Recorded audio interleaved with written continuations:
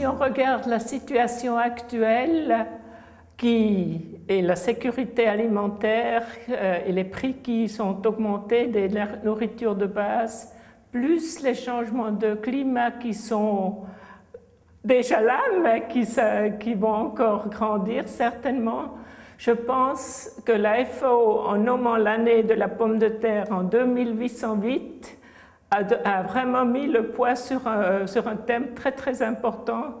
Si on regarde la pomme de terre, elle n'est pas pour rien l'appeler le tubercule miracle. Hein? La pomme de terre permet sur une surface comparée au riz ou au maïs de produire beaucoup plus de nourriture. Si on regarde notre histoire en Europe, pourquoi pendant les guerres, les gouvernements ont poussé les paysans à planter les pommes de terre? C'est parce que sur la même surface, on a reçu beaucoup de nutrition pour les gens qui travaillent, et c'est une valeur nutritionnelle de la pomme de terre qui est très haute. Elle a une protéine de très haute valeur. Elle a beaucoup d'eau, alors elle ne vous fait pas grossir, mais en même temps, elle a beaucoup de carbohydrates qui vous font nourrir et que vous sentez bien nourri et qui vous donnent la force. Deuxièmement, en dehors de la production par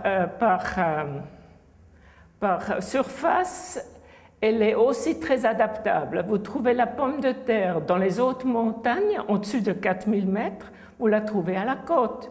Ça veut dire que c'est une culture qui s'adapte à différents climats, et dans plusieurs pays où vous avez des eaux plates, plus les plaines, vous pouvez produire toute l'année, qui réduit la demande de stockage et qui amène naturellement aussi un produit du marché local. La pomme de terre, contrairement au riz ou au maïs que vous regardez aujourd'hui avec les prix mondiaux, n'est pas un produit spéculatif. On ne peut pas le garder longuement.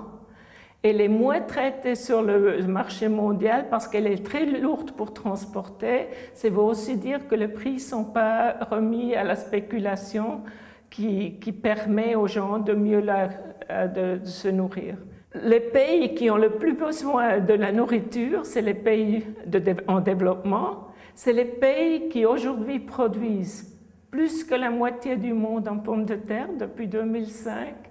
Et c'est les pays qui augmentent fortement en production de pommes de terre et en consommation pour des raisons que je viens de mentionner.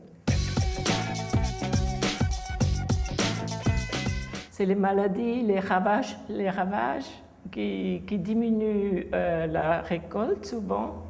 C'est la qualité de semences et des variétés qui sont adaptées. Mais c'est des thèmes sur lesquels le Centre international de la pomme de terre, ensemble avec les autres institutions de recherche, travaille. On peut dans le futur aussi, avec le potentiel et le capital de biodiversité que la pomme de terre possède, le Centre international de pommes de terre dans sa banque de Chinbank à peu près 4000 pommes de terre, dont plusieurs pommes de terre sauvages. Et là, vous avez un potentiel génétique qui vous permettrait dans le futur de travailler dans ces problèmes qui persistent. Un problème qu'on peut-être on ne voit pas dans la recherche, mais qui est dans beaucoup de pays très très important, c'est l'infrastructure. Je vous donne un exemple. Au bout de temps, quand les routes étaient construites, le produit le plus grande exportation est devenu la pomme de terre vers la Bangladesh et l'Inde.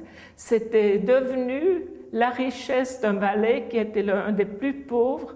Si vous voyagez aujourd'hui, vous voyez les plus jolies maisons, c'est les producteurs de pommes de terre qui étaient les gens les plus pauvres. Mais les routes et l'infrastructure étaient nécessaires pour le permettre.